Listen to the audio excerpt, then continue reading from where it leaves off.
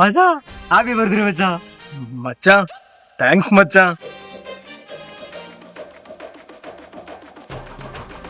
டேய் மொத்தம் 6 கேக்குடா. எனக்கு ஒரு கேக்காச்சும் வாங்கி வந்தியாடா நீ? கேக்கு தர மச்சான். இப்ப பாடுறா.